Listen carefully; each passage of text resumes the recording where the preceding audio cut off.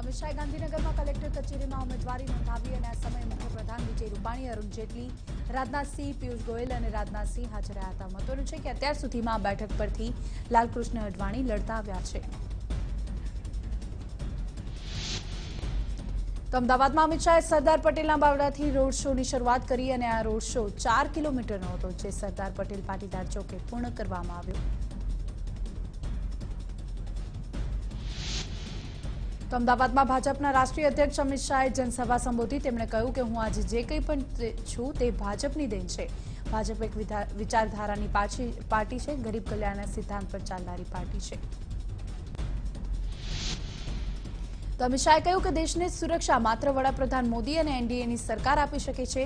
વિશ્વાસ છે કે નરેન્દ્ર મોદી ફરીથી વડાપ્રધાન બનશે. અને સાથે જ અમિત શાહે કહ્યું કે પોતાના કામના બળથી નરેન્દ્ર મોદી દેશભરમાં લોકપ્રિય બન્યા. તો અમિત શાહ અમદાવાદના નારણપુરા ખાતે સરદાર પટેલની પ્રતિમાને પુષ્પાંજલિ અર્પણ કરી અને આ તકે સીએમ રૂપાણી સહિતના એનડીએના દિગ્ગજ નેતાઓ પણ હાજર રહ્યા હતા.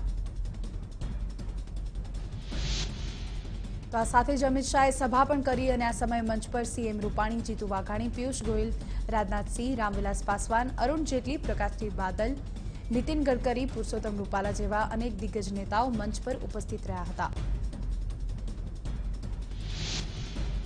તો આ સમયે અકાલી દળના નેતા અને પંજાબના પૂર્વ મુખ્યપ્રધાન પ્રકાશસિંહ બાદલ અમિત શાહના વખાણ કર્યા. તેમણે કહ્યું કે અમિત શાહ એક વ્યક્તિ નહીં પરંતુ સંસ્થા છે. સાથે તેમણે કહ્યું કે નરેન્દ્ર મોદી ફરીથી વડાપ્રધાન બને તેવી પ્રાર્થના.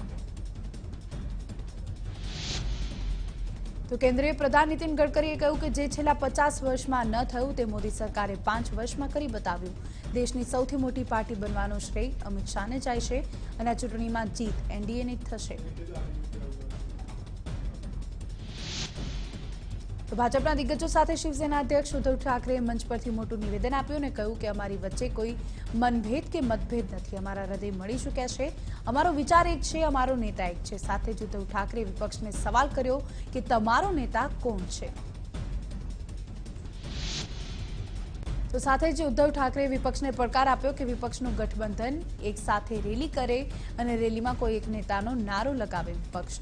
ઉદ્ધવે વધુમાં કહ્યું કે આ વખતે કોઈ વિપક્ષ છે જ નહીં. તો ઉદ્ધવ ઠાકરે વિપક્ષી ગઠબંધન પર નિશાન સાધ્યું અને કહ્યું કે કેટલાક લોકોના દિલ મળે કે ન મળે પરંતુ હાથ મિલાવે છે. અમારા હૃદય મળી ચૂક્યા છે. અમે લોકો ખુરશી પાછળ પાગલ નથી. ઉદ્ધવે કહ્યું કે અમારી અને ભાજપની વિચારધારા એક છે. હિન્દુત્વ અમારો શ્વાસ છે. તો રાજનાથસિંહે કહ્યું કે અડવાણીનો ઉત્તરાધિકાર સંભાળવા જઈ રહ્યા છે શાહ. અને સાથે જ તેમણે કહ્યું કે વડાપ્રધાન મોદીએ 5 વર્ષમાં કરિશ્માઈ કામ કર્યું છે. દુનિયામાં ભારતનું સન્માન વધ્યું છે. તો રાજનાથસિંહે વધુમાં કહ્યું કે ચોકીદાર ચોર નહીં પરંતુ પ્યોર છે. ભારતનું નેતૃત્વ સશક્ત હાથમાં છે. વડાપ્રધાન માટે અપશબ્દોનો ઉપયોગ કરે છે વિપક્ષ અને ચૂંટણીમાં આવા દળોને જનતા સખત સજા આપે. તો ઉમેદવારી નોંધાવતા પહેલા અમિત શાહે અમદાવાદમાં ભવ્ય રોડ શો યોજ્યો હતો. 4 કિલોમીટર લાંબા રોડ શોમાં અમિત શાહે લોકોનું અભિવાદન ઝીલ્યું. તો મોટી સંખ્યામાં સમર્થકો અને કાર્યકર્તાઓ પણ જોવા મળ્યા હતા. તો રોડ શોમાં અમિત શાહ સાથે એનડીએના દિગ્ગજો પણ હતા. મુખ્યપ્રધાન વિજય રૂપાણી, નીતિન પટેલ, જીતુ વાઘાણી, રાજનાથસિંહ, પિયુષ ગોયલ પણ હતા. તો સરદાર પટેલના બાવલાથી રોડ શો શરૂ થયો, જે સરદાર ચોકમાં પૂર્ણ થયો. તો અમદાવાદના નારણપુરા ખાતે અમિત શાહનું સ્વાગત કરવા માટે કાર્યકરોમાં પણ અલગ અલગ રીતની સ્વાગતની તૈયારીઓ કરવામાં આવી. ત્યારે નારણપુરા 4 રસ્તા ખાતે યુવતીઓ અને મહિલાઓ માથે બેડા અને શ્રીફળ રાખીને અમિત શાહનું સ્વાગત કર્યું.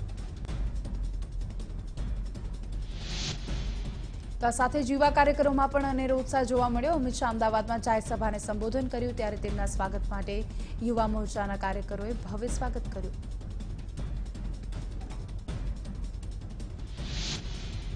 તો મહેસાણા લોકસભા બેઠક પરથી ભાજપ કોને મેદાનમાં ઉતારશે તેની ચર્ચા લોકમુખે વહી રહી છે. ત્યારે મુખ્યપ્રધાને સ્પષ્ટતા કરતા કહ્યું કે નાયબ મુખ્યપ્રધાનને ઉમેદવાર બનવાની જે અફવા હતી તે તદ્દન ખોટી છે. નીતિન પટેલે લોકસભા ચૂંટણી લડવાનો ઇનકાર કર્યો છે.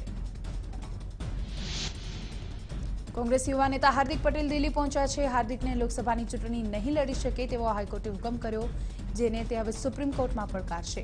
ત્યારે તે દિલ્હીમાં વકીલો અને કોંગ્રેસના ઉચ્ચ નેતાઓ સાથે મુલાકાત કરશે. જામનગર મહાનગરપાલિકાએ બાકી નીકળતા વેરાને લઈને કડક કાર્યવાહી કરી. હેડ પોસ્ટનો 40.57 લાખનો વેરો બાકી નીકળતા મનપાએ ઓફિસને સીલ કરી છે. ઉપરાંત 10 જેટલી પોસ્ટ ઓફિસની શાખાઓમાં 82 લાખનો વેરો બાકી નીકળતા મનપાએ વેરો વસૂલવાની તજવીજ શરૂ કરી છે.